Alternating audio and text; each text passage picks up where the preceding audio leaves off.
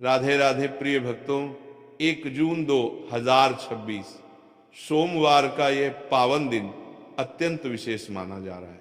अधिक मास के ज्येष्ठ कृष्ण पक्ष का पहला सोमवार और धार्मिक मान्यताओं में कहा गया है कि सोमवार का दिन भगवान शिव को समर्पित होता है, जबकि अधिक मास भगवान विष्णु को अत्यंत प्रिय माना गया है।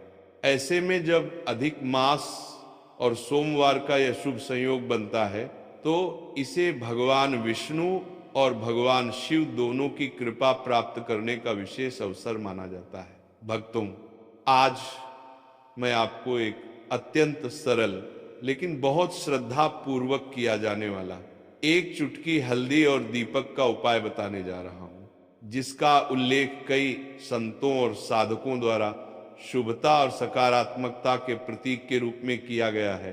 लेकिन ध्यान रखिए, यह कोई जादू या चमत्कार नहीं, बल्कि श्रद्धा, विश्वास और भगवान स्मरण का एक आध्यात्मिक नियम माना गया है। भक्तों, आजकल हर व्यक्ति किसी न किसी चिंता से घिरा हुआ है। किसी को धन की चिंता है, किसी को परिवार की, किसी को स्वास्थ्य की, तो किसी को अपने भविष्य की। मन इतना उलझ जाता है कि भगवान का नाम लेने का समय भी नहीं मिल पाता और धीरे धीरे इंसान भीतर से कमजोर होने लगता है। लेकिन हमारे ऋषि मुनियों ने ऐसे ही समय के लिए कुछ छोटे छोटे आध्यात्मिक नियम बनाए थे, ताकि मनुष्य कठिन परिस्थितियों में भी भगवान से जुड़ा रहे। भक्तों, पुराने समय में कहा जाता था, जब भी जीवन में बेचैनी बढ़ जाए तो संध्या के समय दीपक जलाकर भगवान का स्मरण अवश्य करना चाहिए, क्योंकि दीपक केवल प्रकाश नहीं देता, वह आशा का प्रतीक भी माना जाता है। दीपक की लौ हमें यह संदेश देती है कि चाहे अंधकार कितना भी गहरा क्यों न हो, एक छोटा सा प्रकाश भी उसे दूर कर सकता है। और ठीक उसी प्रकार भगवान का स्मरण जीवन के सबसे कठिन समय में भी मनुष्य को संभाल सकता है। भक्तों, अधिक मास को पुरुषोत्तम मास भी कहा जाता है, क्योंकि यह महीना भगवान विष्णु को समर्पित माना गया है। शास्त्रों में कहा गया है कि इस महीने में किया गया जप, दान, पुण्य और भगवान का स्मरण विशेष फलदायी माना गया है। इसीलिए आज का ये सोमवार और भी महत्वपूर्ण हो जाता है, क्योंकि भगवान शिव और भगवान विष्णु दोनों की कृपा प्राप्त करने का यह सुंदर अवसर माना गया है। अब ध्यान से सुनिए आज के इस उपाय को कैसे करना है। सबसे पहले शाम के समय स्नान करके स्वच्छ वस्त्र धारण कर लीजिए, फिर अपने पूजा स्थान या मुख्य द्वार को साफ कर लीजिए।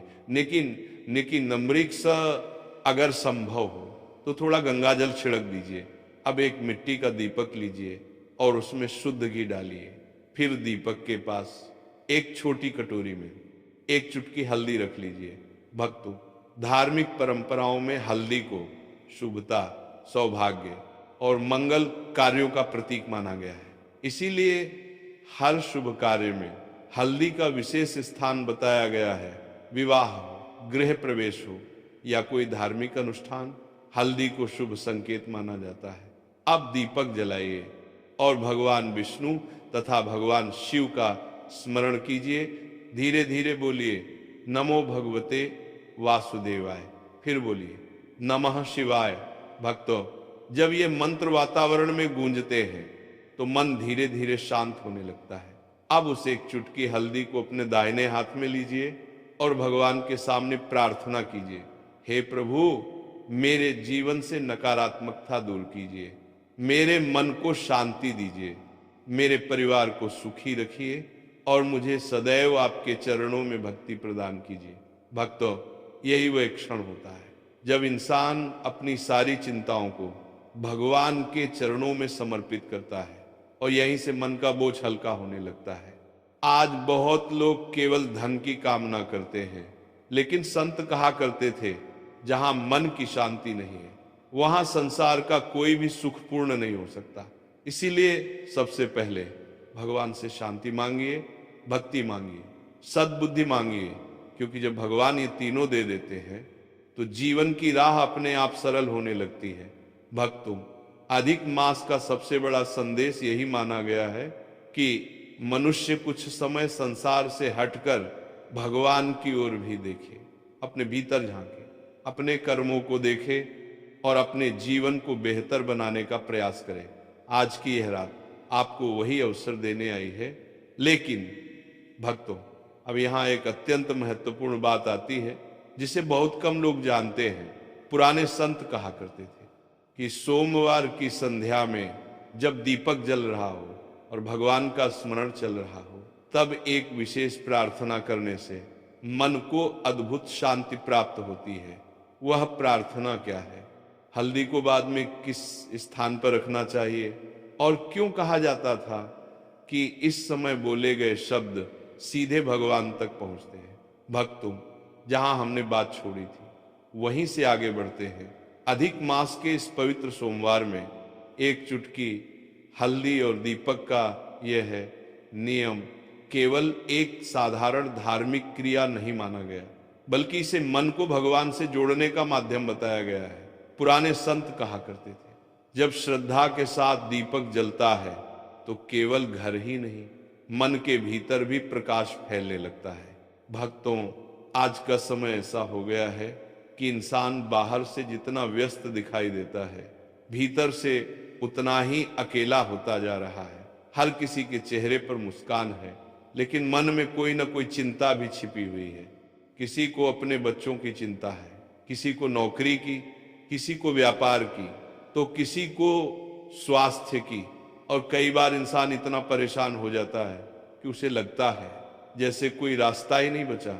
लेकिन भक्तों, यही वह समय होता है जब भगवान का स्मरण सबसे बड़ी शक्ति बन जाता है, क्योंकि जहां संसार की शक्ति समाप्त होती है वहीं से ईश्वर की कृपा आरंभ होती है। इसीलिए संत कहते थे, संकट के समय घबराओ मत, भगवान को पुकारो। और अधिक मास भगवान को पुकारने का सबसे श्रेष्ठ समय माना गया है। भक्तों, अब ध्यान से सुनिए। दीपक जलाने और हल्दी हाथ में लेने के बाद एक विशेष प्रार्थना करनी चाहिए। ये प्रार्थना बहुत लंबी नहीं है, लेकिन भाव से भरपूर है। दोनों हाथ जोड़कर धीरे धीरे बोलिए, हे पुरुषोत्तम प्रभु, अगर मुझसे जाने अनजाने कोई भूल हुई हो तो मुझे क्षमा कीजिए। मेरे जीवन में सद्बुद्धि दीजिए, मेरे परिवार को स्वस्थ रखिए, मेरे घर में प्रेम बनाए रखिए और मेरे मन में आपकी भक्ति कभी कम ना होने दीजिए। भक्तों, ये प्रार्थना करते समय अपने मन की सारी बातें भगवान को बता दीजिए, क्योंकि भगवान से कुछ छिपा नहीं होता। आपके आंसू भी, आपकी पीड़ा भी, आपकी चिंता भी और आपकी आशा भी, सब कुछ भगवान जानते हैं।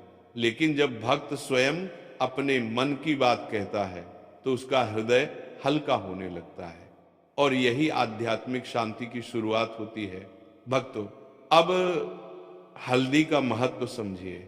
धार्मिक मान्यताओं में हल्दी को मंगल और शुभता का प्रतीक माना गया है, इसीलिए हर शुभ कार्य में हल्दी का प्रयोग किया जाता है।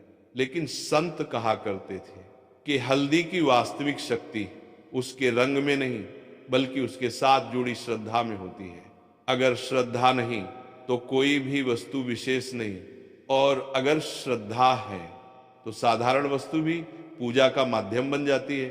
भक्तों, आज जब दीपक जल रहा हो तो कुछ मिनट उसके सामने अवश्य बैठिए, मोबाइल से दूर रहिए, अनावश्यक बातें मत कीजिए, केवल भगवान का नाम लीजिए। धीरे धीरे शांत मन से भारत की नमो भगवते वासुदेवाय, नमः शिवाय, इन मंत्रों का जाप कीजिए। कहा जाता है कि जब मन भगवान के नाम में लग जाता है तो चिंता की पकड़ कमजोर होने लगती है और भीतर एक नई शक्ति का जन्म होता है। भक्तों, आज बहुत लोग पूछते हैं कि भगवान की कृपा कैसे प्राप्त हो, तो संतों का उत्तर बहुत सरल था, जहां विनम्रता है वहां कृपा है। इसलिए आज की रात अपने भीतर के अहंकार को छोड़िए, क्रोध को छोड़िए और भगवान के सामने एक छोटे बच्चे की तरह बैठ जाइए। फिर देखिए मन को कैसी शांति मिलने लगती है। भक्तों, कोई भी व्यक्ति पूर्ण नहीं होता, हर किसी में कोई ना कोई कमजोरी होती है। किसी को क्रोध आता है, किसी को आलस्य, किसी को कटु वचन बोलने की आदत और किसी को निराश रहने की, आज भगवान के सामने बैठकर एक संकल्प कीजिए कि मैं अपनी एक बुरी आदत को छोड़ने का प्रयास करूंगा। यही संकल्प आपकी आध्यात्मिक यात्रा की शुरुआत बन सकता है। भक्तों, रात्रि धीरे धीरे आगे बढ़ रही है, दीपक की लौ शांत होकर जल रही है और भगवान का नाम वातावरण में एक अलग ही पवित्रता भर रहा है। अधिक मास के इस प्रथम सोमवार में अब हम उस विशेष नियम की बात करते हैं जिसे पुराने संत मन की शांति और भगवान से जुड़ाव का एक सुंदर माध्यम माना करते थे। भक्तों, कहा जाता था कि जब दिन भर की भागदौड़ समाप्त हो जाए और रात को सोने का समय आए, तब कुछ मिनट भगवान विष्णु के चरणों में बैठकर उनके पवित्र नामों का स्मरण अवश्य करना चाहिए, क्योंकि नाम में ही भगवान का स्वरूप माना गया है और जहां भगवान का नाम है वहां उनकी कृपा भी अवश्य होती है। इसीलिए संत कहा करते थे, कलयुग में नाम से बड़ा कोई सहारा नहीं। भक्तों, आज बहुत लोग कहते हैं कि मन में हर समय डर बना रहता है, भविष्य की चिंता रहती है, छोटी छोटी बातों पर घबराहट होने लगती है और कभी कभी तो बिना कारण ही बेचैनी महसूस होती है। ऐसे समय में भगवान का नाम मन के लिए एक औषधि जैसा कार्य करता है। इसीलिए आज की रात सोने से पहले भगवान विष्णु के इन पवित्र नामों का स्मरण कीजिए। केशव, नारायण, माधव, गोविंद, विष्णु, मधुसूदन, त्रिविक्रम, वामन, श्रीधर, ऋषिकेश, पद्मनाभ, दामोदर। भक्तों, इन नामों को धीरे धीरे श्रद्धा और प्रेम के साथ बोलिए, जल्दीबाजी मत कीजिए। हर नाम के साथ भगवान का स्मरण कीजिए और अनुभव कीजिए कि आपका मन धीरे धीरे शांत हो रहा है, क्योंकि भगवान का नाम केवल शब्द नहीं, एक दिव्य शक्ति माना गया है जो थके हुए मन को भी संभाल सकती है। भक्तों, अब यहाँ एक और विशेष बात ध्यान से सुनिए। पुराने समय में कहा जाता था कि अधिक मास के सोमवार की रात किसी भूखे व्यक्ति को भोजन करवाने का संकल्प लेना चाहिए। अगर उसी दिन संभव ना हो तो अगले दिन अवश्य, क्योंकि भगवान को प्रसन्न करने का सबसे सरल मार्ग सेवा माना गया है और सेवा का अर्थ केवल धन देना नहीं, किसी की सहायता करना भी सेवा है, किसी दुखी व्यक्ति को सांत्वना देना भी सेवा है, किसी भूखे को भोजन देना भी सेवा है और किसी निराश व्यक्ति को आशा देना भी सेवा है। भक्तों, याद रखिए, भगवान केवल मंदिरों में नहीं, हर जीव में विराजमान है। इसीलिए जो दूसरों के प्रति दया रखता है, भगवान की कृपा उस पर भी बनी रहती है। पर एक त्रासबंको में अब भक्तों, आज की रात एक और छोटा सा नियम अपनाइए। सोने से पहले अपने पूरे दिन को याद कीजिए और स्वयं से एक प्रश्न पूछिए कि आज मैंने ऐसा कौन सा कार्य किया जिससे किसी को खुशी मिली और ऐसा कौन सा कार्य किया जिससे किसी को दुख पहुंचा। अगर किसी से भूल हुई हो तो मन ही मन भगवान से क्षमा मांग लीजिए और संकल्प कीजिए कि कल मैं और बेहतर बनने का प्रयास करूंगा। भक्तों, यही आत्मचिंतन आध्यात्मिक जीवन का सबसे बड़ा आधार माना गया है, क्योंकि जो व्यक्ति स्वयं को सुधारने का प्रयास करता है, भगवान भी उसकी सहायता करने लगते हैं। आज की रात जब दीपक की लौ धीरे धीरे शांत होने लगे, तब उसे श्रद्धा से प्रणाम कीजिए और भगवान से कहिए, हे प्रभु, जैसे इस दीपक ने अंधकार को दूर किया, वैसे ही मेरे जीवन के अज्ञान और भय को भी दूर कीजिए। मेरे घर में सुख रहे, मेरे परिवार में प्रेम रहे और मेरे हृदय में सदैव आपका निवास रहे। भक्तों, रात्रि अब अपने अंतिम चरण की ओर बढ़ रही है। दीपक की लौ धीरे धीरे शांत हो चुकी है। घर का वातावरण भी पहले से अधिक स्थिर और शांत महसूस हो रहा है और अब समय आ गया है उस विशेष नियम को जानने का, जिसे पुराने संत प्रभात मंगल साधना कहा करते थे। कहा जाता था कि अधिक मास के प्रथम सोमवार के बाद आने वाली सुबह साधारण सुबह नहीं मानी जाती, बल्कि यह एक नई शुरुआत का संकेत मानी जाती है। इसीलिए संत कहा करते थे, जिस प्रकार सूर्योदय अंधकार को समाप्त करता है, उसी प्रकार प्रभु का स्मरण जीवन की निराशा को समाप्त करने की शक्ति रखता है।